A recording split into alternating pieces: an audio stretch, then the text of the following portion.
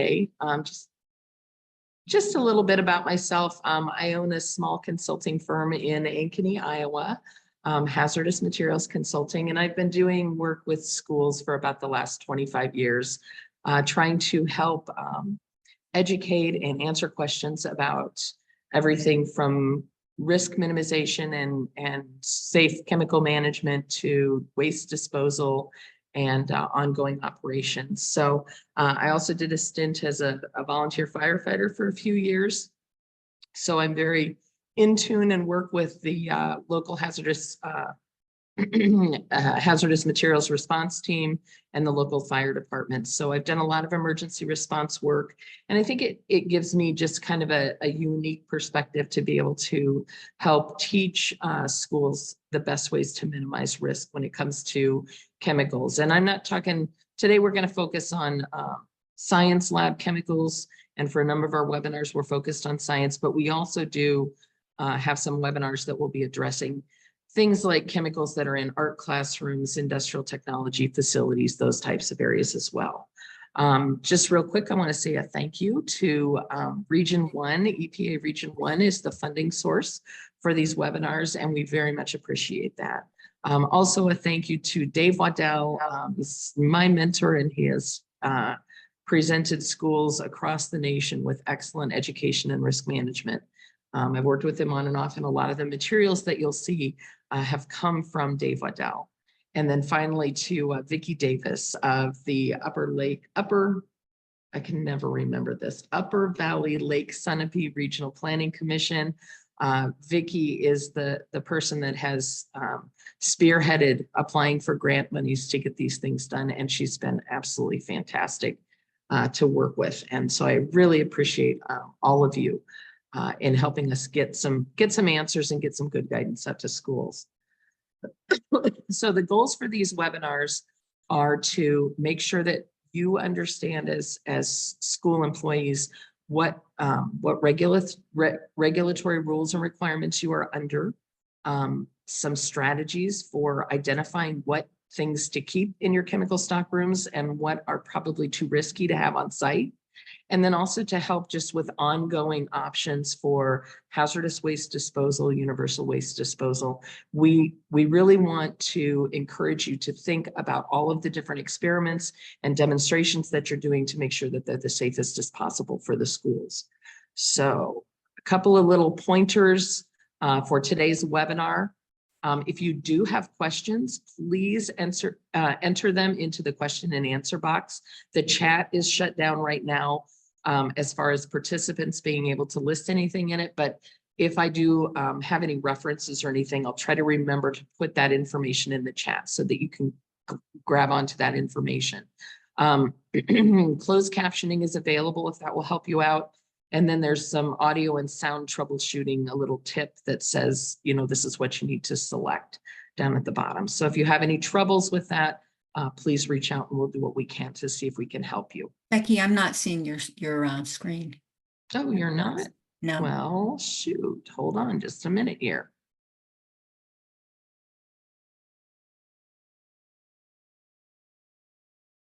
There we go. How's that one? Wonderful. Thank you. Okay, fantastic. So there are the tips for the Zoom strategies for today. So if you've got anything, any questions that you have, please make sure that you put them in the question and answer. And then we'll try to answer all of those at the end. I'll get through them as much as I possibly can. You're also welcome. My email information and phone number will be on the last slide, and you're absolutely welcome to reach out to me or to Vicki Davis, and we will offer you as much guidance as possible in working through to make sure that your school is as safe and meeting regulatory compliance requirements as much as possible. Okay. All right. There we go. Vicki, let me know if I screw anything up and push a wrong button. Okay. And things disappear. I'll try really hard not to do that. So topics for today.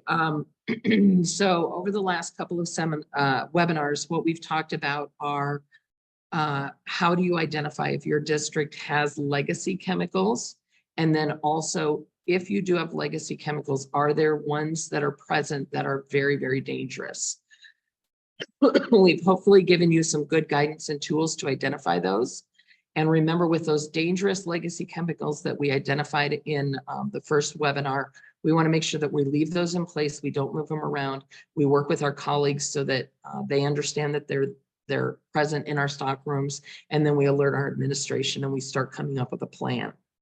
If you find any of those and you need some assistance in developing a disposal plan for those, please reach out, and we will work with you to coordinate with local emergency response or hazardous waste cleanup crews to see if we can get those taken care of. That's one of the predominant things that I want to make sure is that everybody is being very, very safe as they're looking through their stock rooms and evaluating legacy chemicals. We talked about making sure that you have safety measures in place in your classroom and that you've also implemented personal protective equipment. And so I just kind of want to reiterate that. I am working on still getting those last 2 webinars posted to my website. I'm a little slow on that, and I apologize profusely, but know that in the next few weeks, they will be available to you. You'll be able to watch them again or forward them to anybody else to watch. So I'm asking for a little patience on that. As we've gone through and assessed whether or not we have legacy chemicals, the next step that I asked you to do was to look at the chemicals that you use in your experiments and identify an inventory of chemicals that you want to keep. We want to then look at those containers and make sure that they meet the 4 criteria that we talked about last time, that the chemicals aren't too old, they're not in compromised containers, they're not in excess quantities, and that they're also not too risky to be used with the age groups that you're working with. So those were the 4 criteria that we laid out during the last webinar. And I hope that you've all had an opportunity to go through and inventory those chemicals that you use, and then begin identifying whether or not they're in good enough shape for you to keep. There are times that we have folks that will do that inventory, and they'll come across a lot of legacy chemicals that they've been using. And in those situations, we actually want to work with our facilities people, and we want to work with our administrators to replace those. Anytime you're going to do a demonstration or have your students work with any chemicals, we want to make sure that those chemicals are going to behave the way that we anticipate and that they should behave. The last thing we want you to do is be working with old chemicals that misbehave or don't present themselves, don't react the way that we anticipate when we're doing our experiments. So we want to focus on that a little bit. We've minimized risk already just by identifying those legacy chemicals and by identifying those chemicals that maybe need to be disposed of. So today's topic is tough, okay? And I just want to preface today's webinar with a couple of little disclaimers. Okay, first of all, this is 2024. I think we're still, March of 2024. So if you're watching this webinar in 2052, please know that the information is applicable to today, and the regulatory citations that I'm going to provide to you today, and the regulatory information is pertinent and accurate to today. It may have changed. So I would encourage you, before you dive into any regulations, and you're not watching this today, you're not watching it live, to make sure that you're checking with your local regulators that you're following the regulations that are current. Regulations are tough things. And hazardous waste and waste in general presents us with a lot of regulatory nuances, a lot of detail that we have to pay attention to. I am unfortunately not going to be able in 1 hour to cover all of those nuances and rules. I'm going to educate you and focus on the high level, the big picture of where these regulations are located, who regulates you, and where you can find that information. All right, so please know that you're not going to end, this 1 hour presentation being a hazardous waste expert. I've been doing this for 30 years now, and I learn new details with hazardous waste management regularly. So particularly when it comes to differences from state to state. We'll provide you with questions and answers at the end of today's session as much as possible. So please make sure that if you have questions, that last 30 minutes is dedicated to helping you understand all of the different rules and regulations.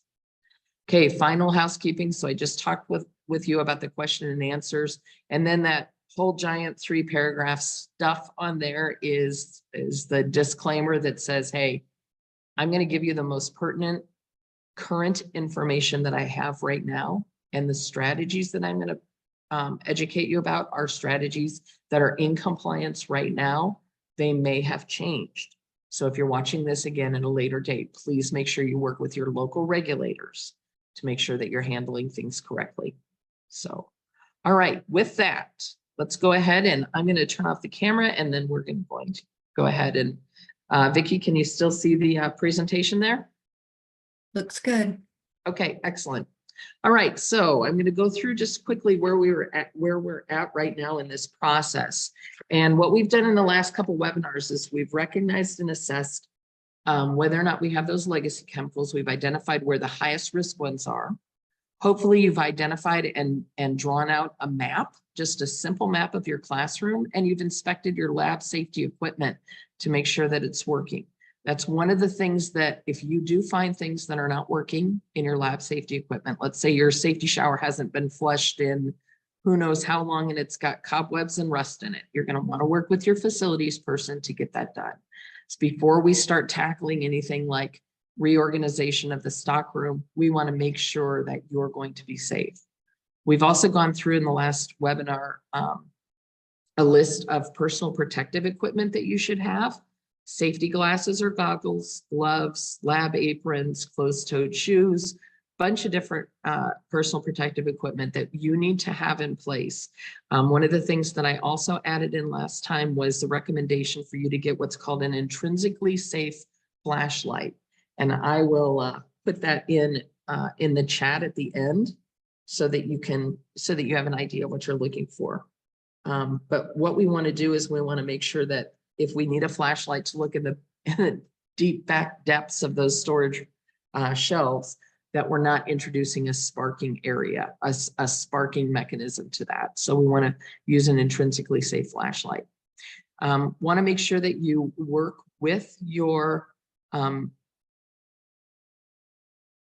we've got someone that's looking for some, if you have a question on closed captioning, please put it over in the Q&A. We'll see if we can get to it.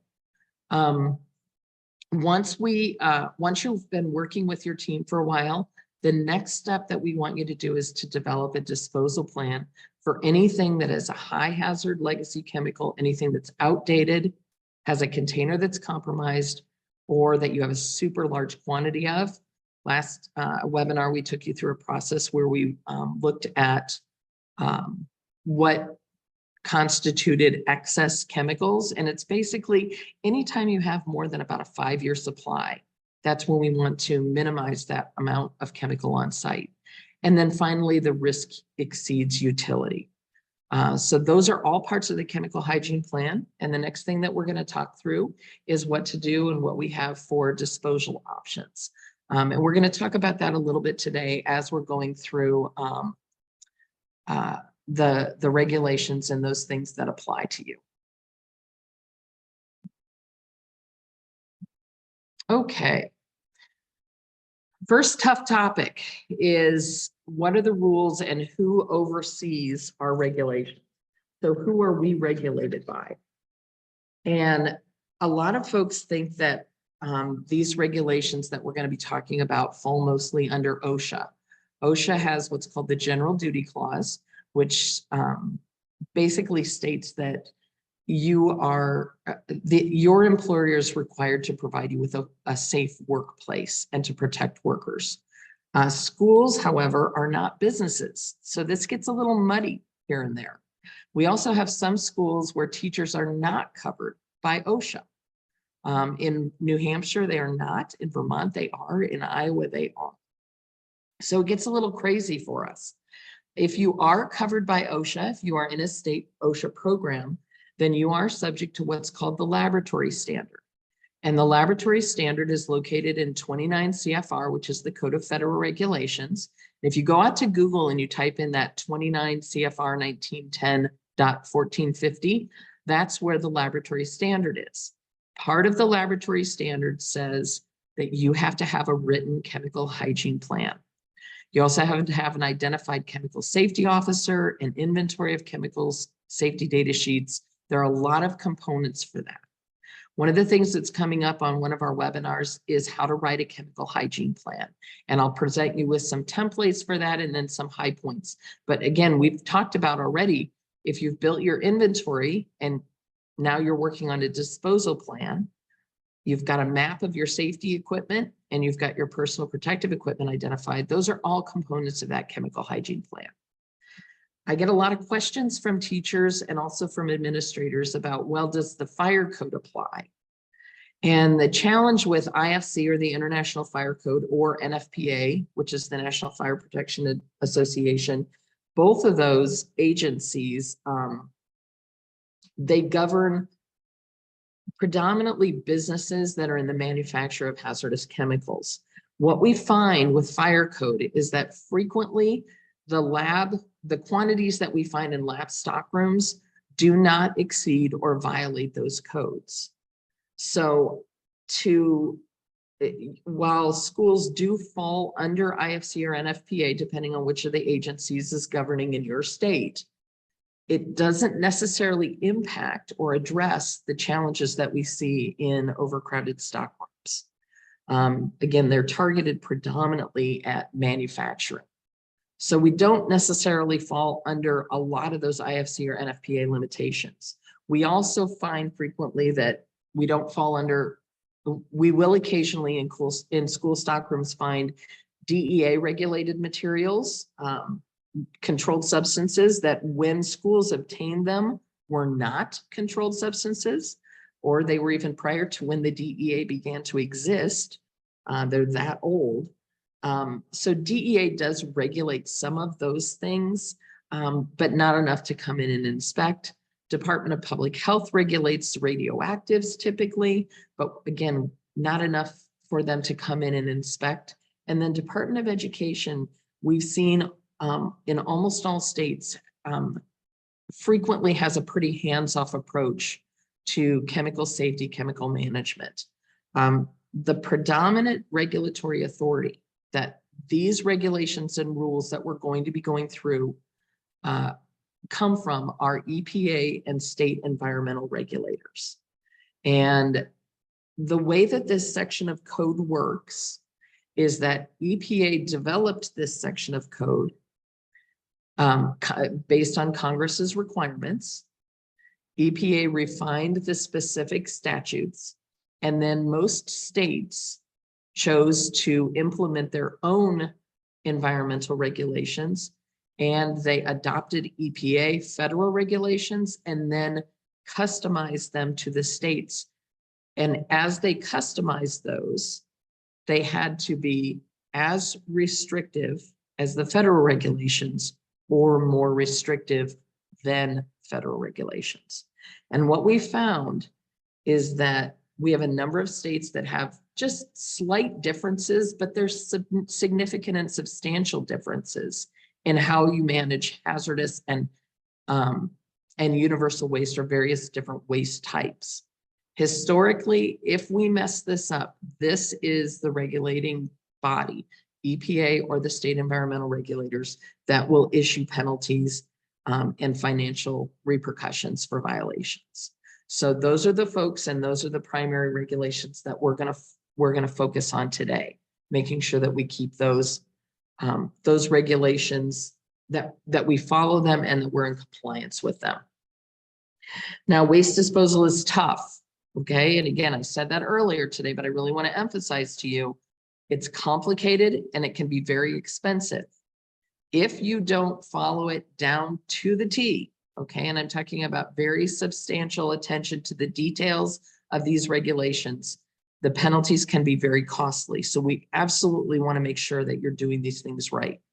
These regulations are designed to protect people, you, students, the rest of your community, and they're also designed to protect the environment and to conserve resources. So those are the things that they're focused on. There are a lot of rules in waste disposal that make compliance particularly challenging for schools. And we're going to talk about a couple of those two types of those nuances today. But again, we're not going to be able to cover all of them. I just can't make you a regulatory expert in an hour, but I want to raise your awareness, make sure that you know where to look so that you can find correct answers, and make sure that you have resources available to you. So I will be posting additional resources on my website. And again, you'll have my email and you have Vicky's email. So if there's anything that you have that you need some additional clarity on, please feel free to reach out. So just a brief history, all of these regulations can be found in what's called the Resource Conservation and Recovery Act. And what you'll hear this referred to as RCRA. Okay, so if you're working with any of your hazardous waste disposal teams or you call a regulator, what you're going to want to say is I'm trying to understand RCRA regulations at the federal level. These were started in 1976. And so we can't use that excuse of, well, shoot, I didn't even know that this was a thing. They've been around long enough that if you are generating waste, if you are creating waste, that you need to understand that all of the solid waste, hazardous waste, universal waste regulations are governed by either EPA at the federal level or by your state's environmental agency at the state level. One of the things that is challenging for school districts is that these regulations are applied by the facility. So a science room is not just a generator, an art classroom is not just a generator, a bus barn is not. These environmental regulations are governed at the facility physical address location. And we'll talk more about that in just a second. The categories of waste that's regulated, and if you would have told me 25 years ago, 30 years ago, that waste was this complicated, I would have rolled my eyes at you and said, no way, it's just trash. Unfortunately, that is just not the way it is. There are several different types of regulated waste. This is just a preliminary portion of them. But these are the primary ones that are impacting schools.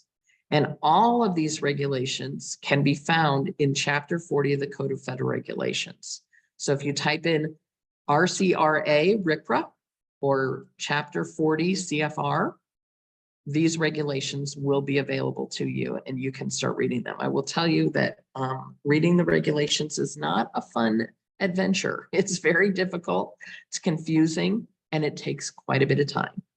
So, but I'm going to do the best that I can today to explain this to you, explain these things to you at a very high level, and make sure that you at least have some resources and some understanding of what you need to do. So the first thing that we want to talk about is RCRA is called a cradle to grave regulation. And what that means is that when you generate or create waste, solid waste, hazardous waste, universal waste, any of those wastes, you are responsible for that waste from the time that you create it to the time that it goes to the grave, or that it ends up being either disposed in a landfill, destroyed in an incinerator, all of those things, all of those end destination facilities, you are responsible for that.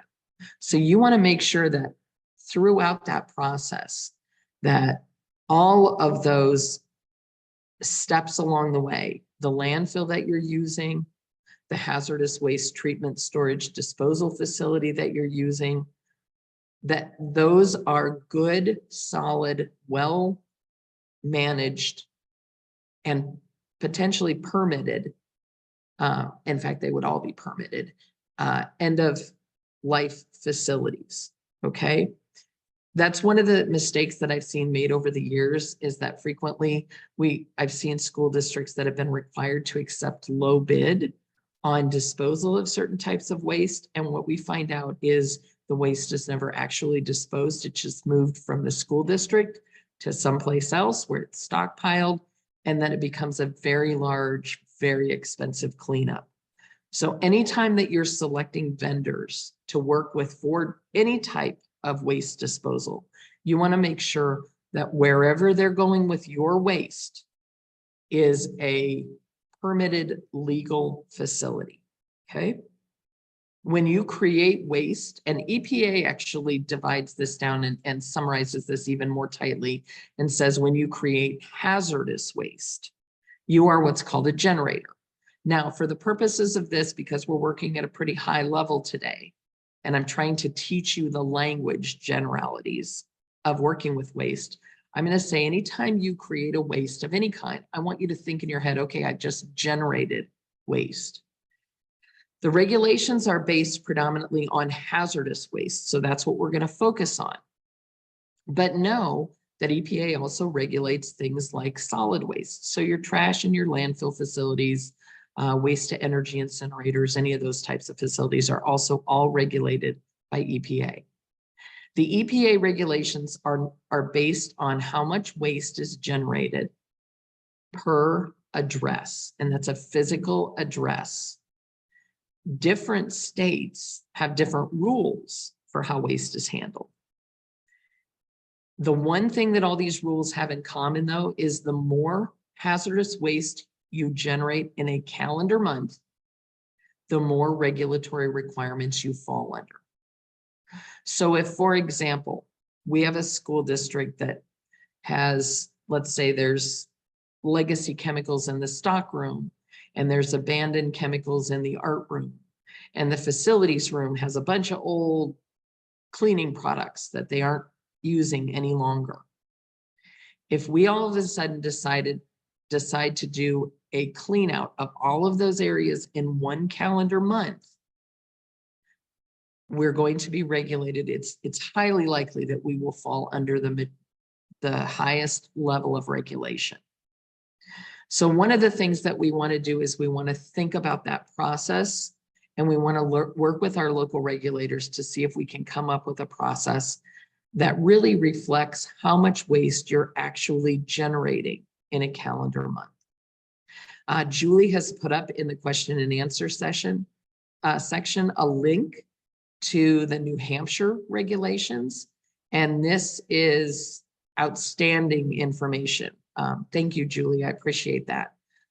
New Hampshire has actually, both New Hampshire and Vermont do an exceptional job of educating and reaching out to individuals with guidance documents. So if you have any questions about your regulations, specifically where you're at, please make sure you're looking them up and asking for some help. One of the other challenging things with hazardous waste is that waste is coded and it's tracked by generator.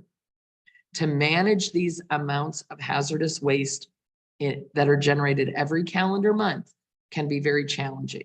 So we want to understand what that means for schools. We're not going to be able, again, to cover all the details, but I'm going to really try hard to give you the biggest high points here. Okay, so step one of this that we're going to talk about, I'm going to go back to the last slide. So we're going to go through these 6 steps, and we're going to break each one of them down, and I'll give you more details about them. So let's start with step number 1. When you create a waste, you're a generator. When you create a hazardous waste, the EPA term that is cited in the code is generator. So you want to understand that you become a generator.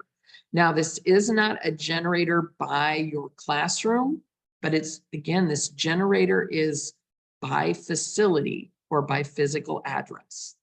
One of the questions that we have to go through is to determine, okay, is this something really, is what we're trying to get rid of, is it really a waste?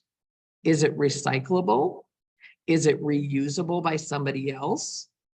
And so one of the things that EPA starts with typically is an evaluation to see, is this a waste? So we want to go through these questions. And the first thing that we're going to look at, oh, yep, I apologize. We can't see you guys can't see the question and answer. I will make sure that I post those out on the chat at the end of the session today. Okay. All right. So the first thing what we want to answer is what is a waste? A waste is an item that either you don't want it, so something that's like a dangerous legacy chemical, something that is far too dangerous to have in the classroom, or it's degraded to the point that it's unstable. Second thing is you can't use it. The risk exceeds the utility. One of those things I would suggest to you would be mercury thermometers. Mercury thermometers are exceptionally accurate in most of the commercial labs and industrial labs that I work with. They usually keep 1 or 2 mercury thermometers, but I'm going to suggest that in school districts, mercury thermometers far exceed the benefit, because when we drop and break a mercury thermometer, the cost to clean that up to where it meets the exposure standards is ridiculously low and ridiculously expensive. So even though our mercury thermometers are, we see those in schools, I'm going to encourage you to add those to your disposal list and go with the other, alcohol thermometers. The next class is an unknown. So is an unknown a waste? So for example, if you've got a whole shelf of solutions, and folks, I'm getting a lot of questions about what the links are. So I'm going to go ahead and put that in the chat right now. Okay. There's the link to the Hazardous Waste Coordinator certification for New Hampshire.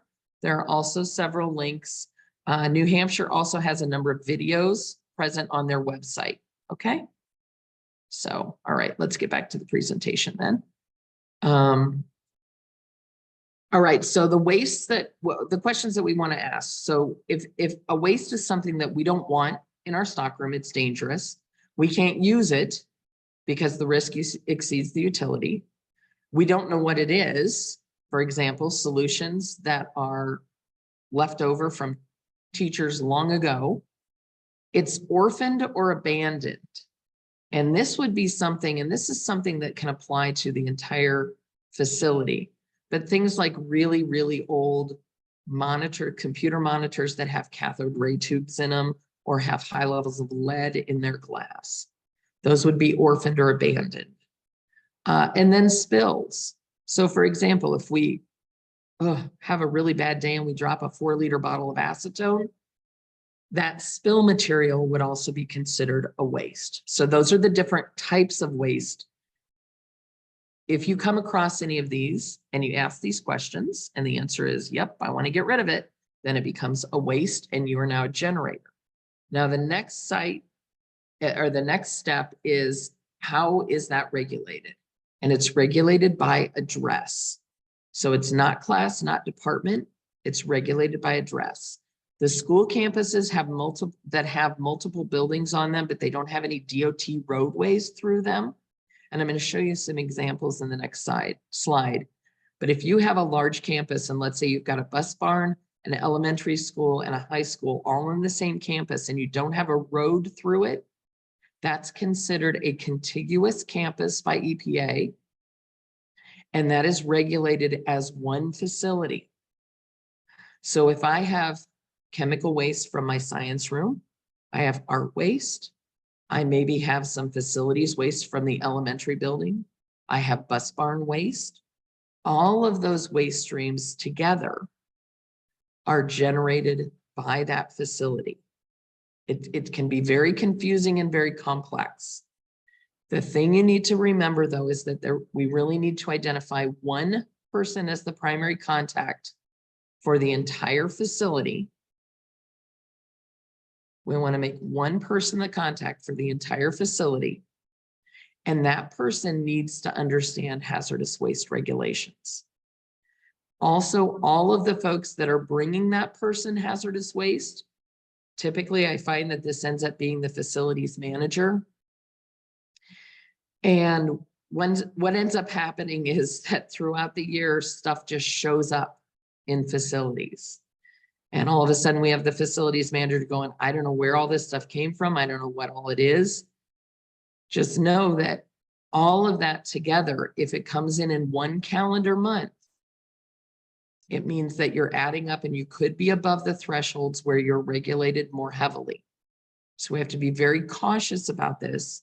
And if it's possible to only clean out certain areas in certain calendar months, it might help you with a strategy to minimize the amount of regulations you fall under.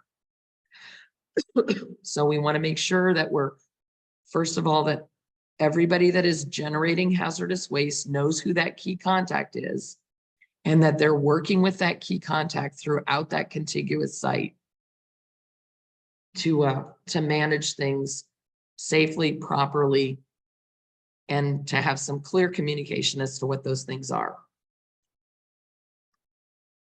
Okay, some examples listed here. So in the upper left corner, we have one campus. It's a large campus.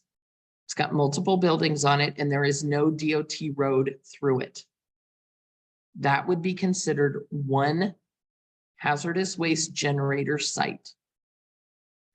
On the upper right, we have a campus map. This is like a university or community college map. Sometimes we see districts that have large school districts, in fact, that will have DOT roads through the campuses. If you have DOT roads that divide up the campus, then you have multiple generator sites on campus, if each of those sites is generating hazardous waste. And then down in the center middle, that photo is a school with a bus barn associated with it. Again, we have no DOT road, so we have one generator site there for hazardous waste. Okay, and I know this gets confusing. So again, if you have any questions, stick them in the Q&A, and we'll try to cover them at the end. If it's very, very, very muddy for you and you're in the middle, if you're up to your eyeballs in this, please don't hesitate to reach out to Vicki or I, and we will make sure that you have the proper guidance for your state. Next question, or next step, is that different states have different rules for waste. These are just some of the state requirements. These are not all inclusive, okay? Please know I'm just hitting the high points here, and I want to make sure that you know that you need to reach out to your individual state, because there are some nuances and some details associated with some of the state regulations that are really critical for you to get right. In New Hampshire, for example, at the federal level, we have 3 different classifications of hazardous waste generators. We have what are called very small quantity generators, small quantity generators, and large quantity generators. In New Hampshire, the state agency has changed that to 2 different generator classifications. FQGs, which are full quantity generators, and LQGs, large quantity generator. I'm sorry, FQGs, full quantity generators, and SQGs, small quantity generators. So as you can see, it can get very, very confusing very quickly. So please make sure if you're in New Hampshire and you're going through a disposal, that you reach out and ask for some guidance. Make sure that you're also part of their, one of the things that New Hampshire also requires is hazardous waste coordinator certification, and they offer a class for anybody that needs that. So I'm going to encourage you to take a look at that and make sure that you're in compliance with those regulations. In Vermont, Vermont sticks with the 3 generators categories that EPA uses, which is very small quantity generator, small quantity, and large quantity generators. But in Vermont, we see several unique state waste codes. And so that's a specialty nuance in Vermont that we've got to pay attention to. In Iowa, things are a little more simplified. We are the only state in the contiguous US that is regulated by federal EPA and does not have its own state regulated program. So everything that we do in Iowa follows the federal regulations. All right. Step 4 is the more hazardous waste that is generated, the more regulations you fall under. So remember, other than New Hampshire, we have 3 generator statuses.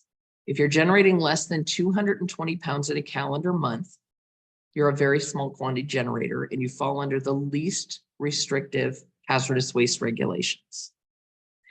The way that I explain it to industry, and this is just a high level example, is if you can maintain VSQG status, you have about 15 rules to follow. If you move up to small quantity generator, you got about 50. You move up to large quantity generator, it's likely you're over 75 or 100, depending on the state that you're in. So those are just generalized numbers. Please don't hold me to those, but it just gives you an example of why it's to your benefit, if at all possible, to minimize the amount of hazardous waste that you generate in a calendar month. The codes that are assigned to those hazardous waste can be very tricky. We're going to go through those on the next slide. You also want to make sure that, again, you have a knowledgeable professional that's helping you out with these. And one of the other things that I really wanted to emphasize too, and a lot of folks don't know this, but there is paperwork documentation that's required when you are shipping hazardous waste. It's called a hazardous waste manifest or a universal hazardous waste manifest. That's actually a requirement of the law for both EPA and DOT. And one of the things a lot of schools don't know is if you sign that document, you are certifying that you have had general awareness training for DOT. Okay, and that is a requirement of the law as well. A lot of teachers and a lot of facilities personnel do not know that. When they sign that, when they sign a manifest, if they have not had that DOT training, they're actually in violation. So we want to make sure DOT training is available. There's several locations online that DOT is training. If you have training is available. If you have questions about that, let me know. Okay, step 5, we're getting it really into the weeds here. And what we're talking about now is how waste is coded and how long you can let waste sit around. One of the factors that's associated with what's called your generator status, whether you're a very small quantity generator, a small quantity generator, or a large quantity generator, one of the regulations says that you have to get rid of your hazardous waste within a certain amount of time. Now for VSQGs, that's pretty muddy. Usually we say 12 months, but it's actually, there's some more flexibility in that. For small and large quantity generators, there's a finite timeline though, from the time that you generate or decide that something is a hazardous waste to the time that you dispose of it. For large quantity generators or full quantity generators, that timeline is 90 days. So it is not very long. For small quantity generators, that timeline goes to 180 days. Still not very much time. And one of the things that as the generator that you do, once you decide you want to get rid of something, is that you have to do what's called a waste determination. Is the waste hazardous? Is it recyclable? And we start with a number of these questions. There are also guidance, there's a lot of guidance out there on EPA's website as well that takes you through kind of a question and answer flow chart for how to make a waste determination. We're going to talk about this at a really high level again in the next few slides. First thing is we have to decide if the waste is hazardous. And the criteria that we use are what are called in different waste, are sections or categories called waste codes. So each of these categories captures different types of hazardous waste. And we assign codes to them.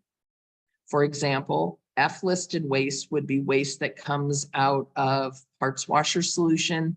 It's a blend of flammable or ignitable solvents. And F-listed waste is typically, it starts when we code it on a manifest, we put the letter F first, and then we put 001, 002, 003, depending on what the code is that EPA assigns to it. I will put the citation. In fact, I'm going to go ahead and put the citation up right now. So when we're looking at codes,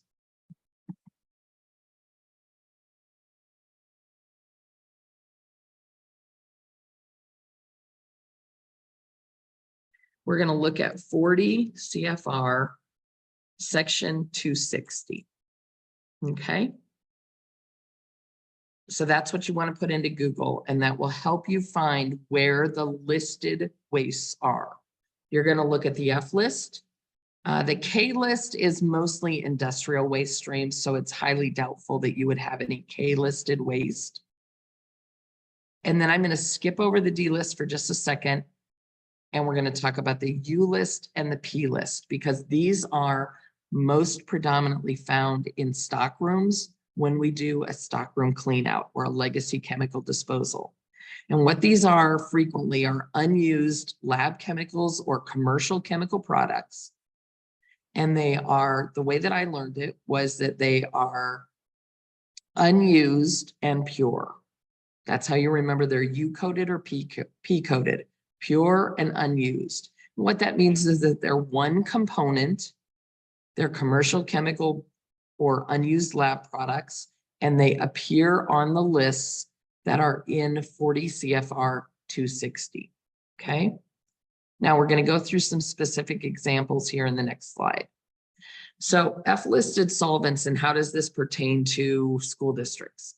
If I'm dealing with solvents in my, let's say I'm teaching an organic science lab, and I've got one experiment that uses toluene, one that uses xylene, one that uses these other solvents, I can collect all of those compatible ignitable solvents together, and I can dispose of them through a hazardous waste treatment and storage and disposal facility, but I have to put an F code on them, depending on what solvents are in the blend and what concentration.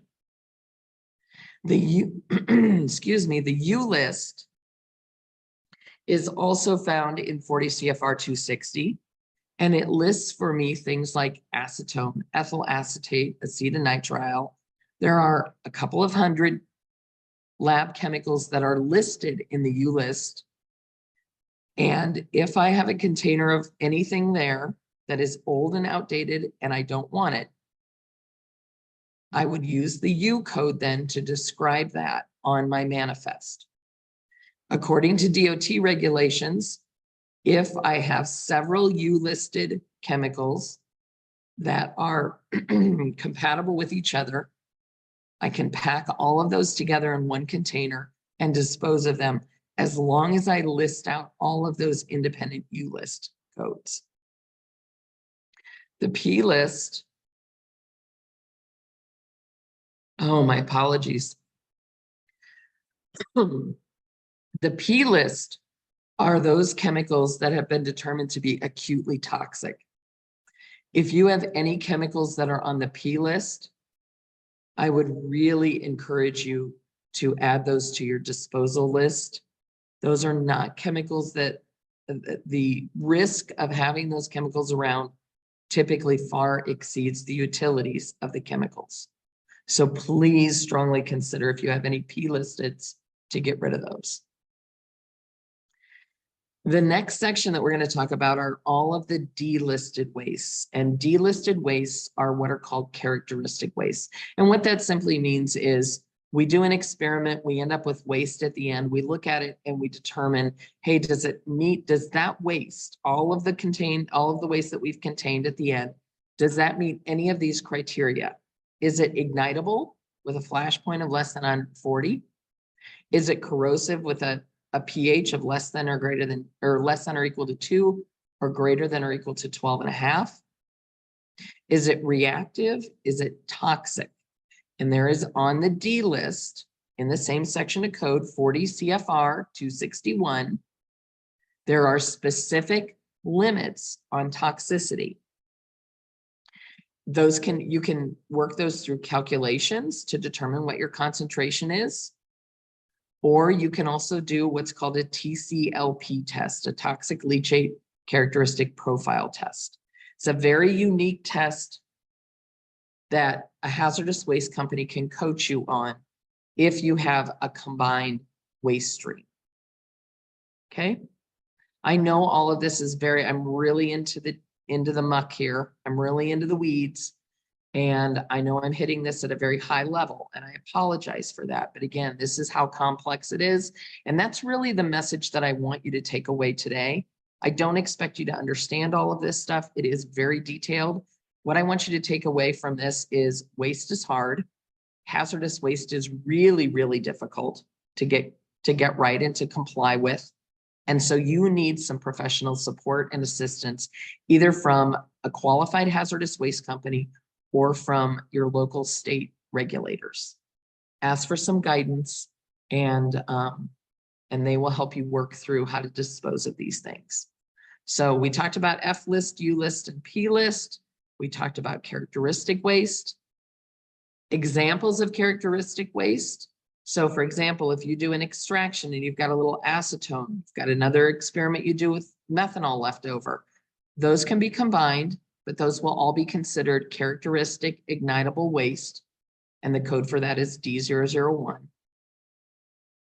If you have acids, I would not advise you to mix any acid waste together. I would encourage you to keep those individual and separated just from a compatibility perspective and a reactivity perspective. But then you have corrosive waste. There's some examples of reactive waste. And then for toxic waste, it's things like, predominantly in schools, we see things like, I want to get rid of some old 2,4-D in facilities. I want to get rid of some old pesticides in facilities. I've got some toxic solvents such as methyl ketone, or we've got chemicals that have hazardous metals in them.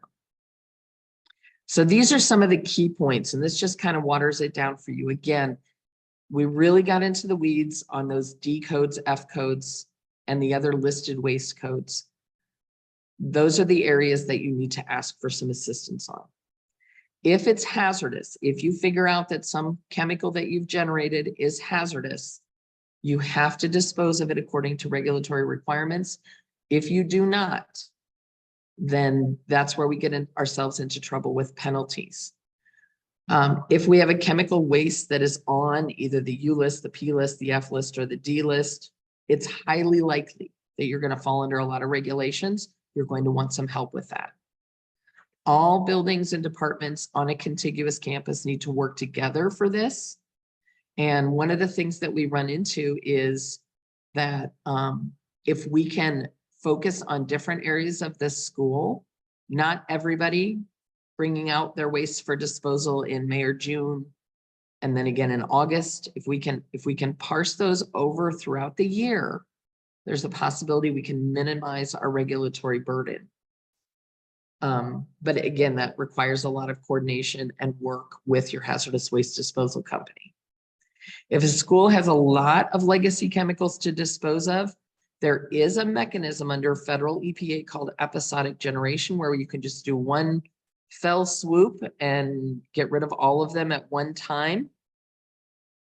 And it's complicated to get that right. And so I'm going to encourage you to, again, work with your hazardous waste disposal company if you have a lot of hazardous legacy chemicals. Other regulated waste that we see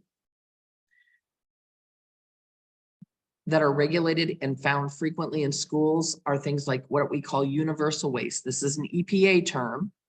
And basically it's hazardous waste that a lot of different entities have.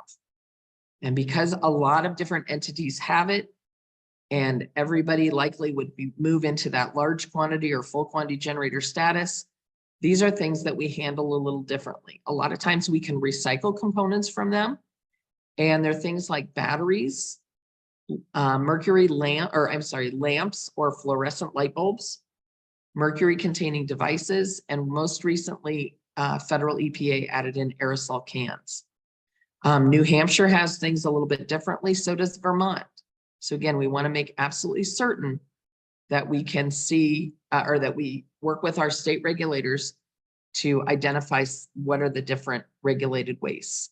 Used oil is another one that we see all over the place in school districts that's heavily regulated. So is used antifreeze. Pharmaceuticals, such as from a nurse's office at the end of the year, also might be regulated. So again, look at your state regulations on that. Strategies for you to minimize some of those expenses because hazardous waste disposal is very expensive. There are some things that we find in chemical stockrooms that can be disposed of just by throwing them in the standard trash. These are things that are not hazardous. They're not listed, they're not characteristic, and they're not going to present any risk to us or the environment if we throw them in the trash. Now, first of all, we don't throw liquids in the solid waste or in the trash. And we want to be really cautious about any solutions that we dump down the drain A lot of times we'll have local wastewater treatment requirements and rules that are even more stringent than EPA or our state regulators. So we want to be very careful with liquids. But as far as solids are concerned, if we have starches, sugars, plaster of Paris, Epsom salt, pH paper, if we have extras of those types of things, those can go in the trash. In some states, in some conditions, primary neutralization is acceptable, but not always. So please, again, we've got to look into guidance on that and see if you are in a state where that's acceptable. Other treatment types, such as evaporation of water from aqueous metal solutions. I've got some schools that will do that if they are in states where that is allowed. It is not always allowed. It depends, again, on your state to state regulations. All right, I'm going to have to start moving a little quicker. I've only got a couple minutes left. Please bear with me. So strategies to minimize waste. One of the things that waste haulers do is they put different waste streams, and your disposal is charged by the container. So you want to make sure that they're grouping as many things together as possible that are compatible. You want to work with your hazardous waste company for that. It's one of the ways to minimize your waste. This is a RCRA hazardous waste cheat sheet. And basically it's going to show you, these are some non-hazardous chemicals that you can use in the lab in your experiments that you don't have to worry about for hazardous waste disposal. But again, I want you to check with wastewater treatment before you dump anything down the drain. And I want you to check with your local hazardous waste regulators to make sure that you're in compliance.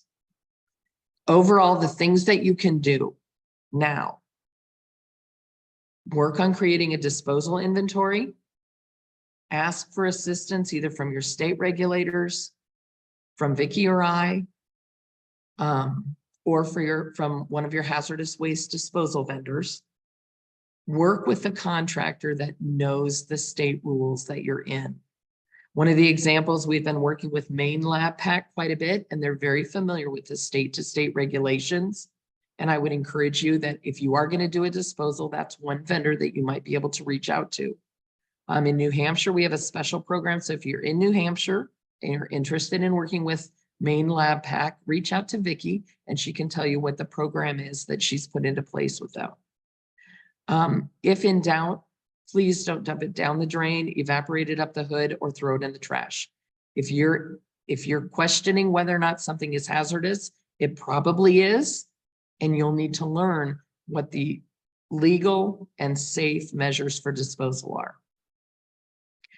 The next webinar, we're going to talk about safe storage strategies for science chemicals. I promise you, it's a lot easier to go through than regulations.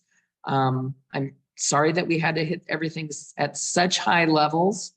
And if you have any questions or you need some guidance, please reach out to us.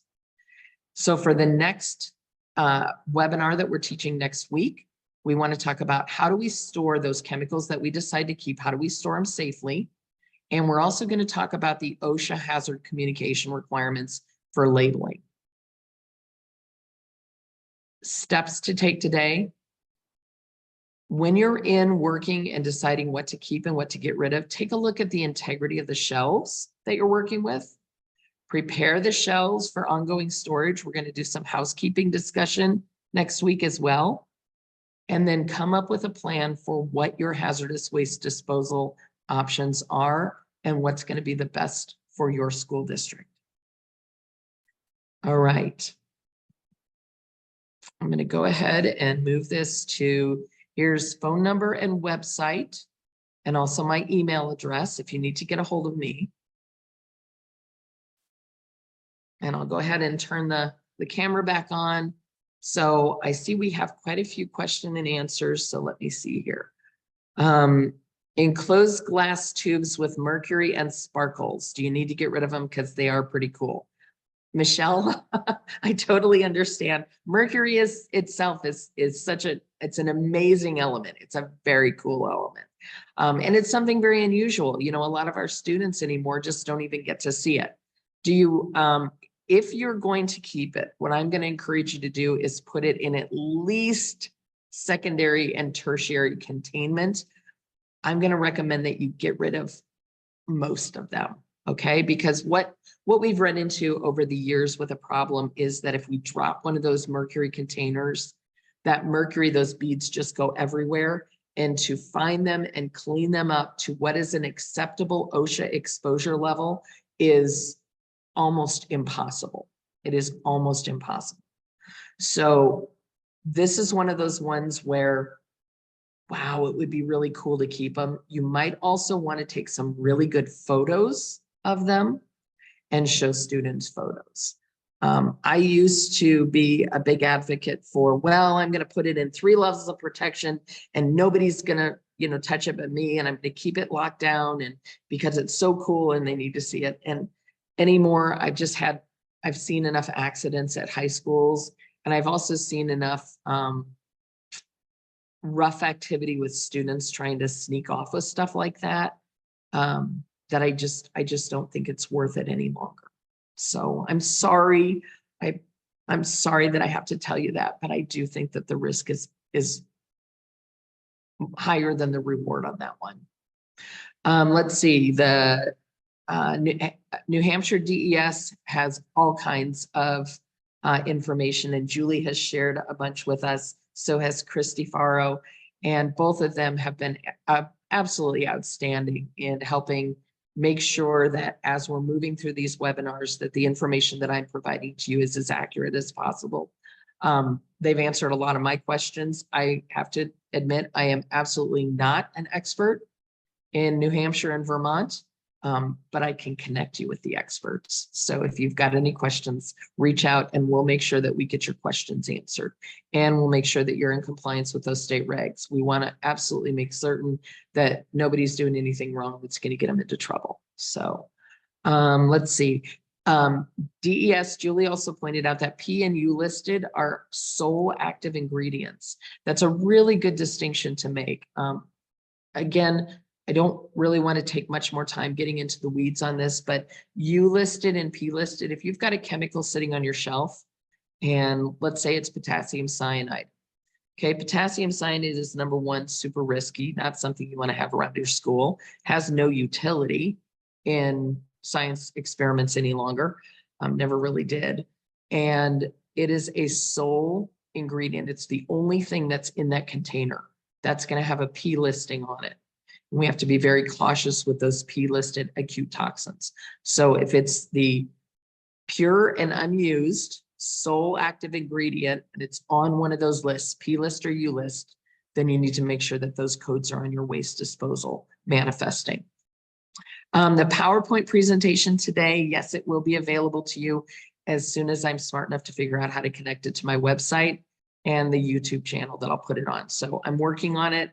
My web designer got a little behind, but I'm begging and pleading with him to help me get those out in the next week or two.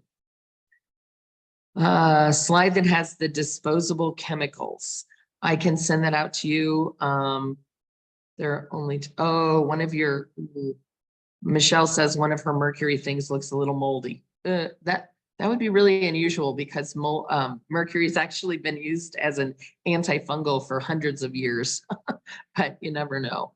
It's actually probably degrading your corroding and degrading the sparkles that are in it. Mercury is extremely corrosive, just not something that you want to have around.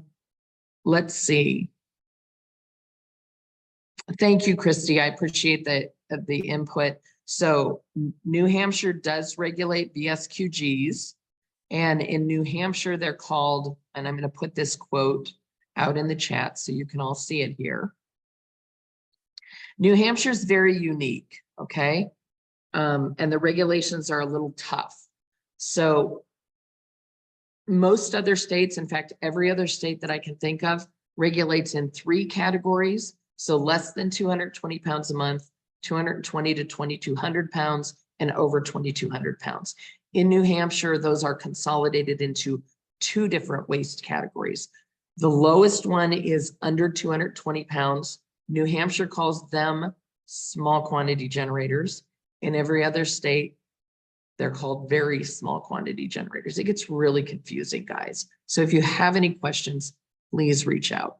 But in New Hampshire, regulations if you generate less than 220 pounds per month, you are considered a small quantity generator and you have to follow all the rules and regulations for that. So, all right. Does anybody else have any other questions? I know we covered a lot of stuff today and it's complex.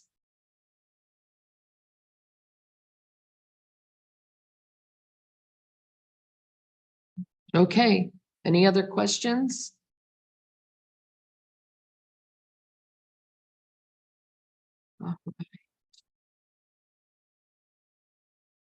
Hey. Very Okay. nice. Very nice. Thank you. Good deal. Oh, this is a tough one today. This Yeah. one's a tough one, you guys. I really struggled with this. There's so much information to cover, and hours just not. When I teach this to industry, for anybody that's still on, when I teach this to industry, this is 2 8-hour days of regulatory learning. And that's only in Iowa where we don't have state regs. So 16 hours of education, and it's just tough. Is that the HAZWOPER training? No, that's even different. That's emergency. HAZWOPER is emergency response. That's Okay. 8-hour, well, 24 or 8 hours. Yeah. Okay. Wow. All right. Anybody else? Okay. All right, Daniel, I think we're good to go. Thank you all so much. Thanks, everyone.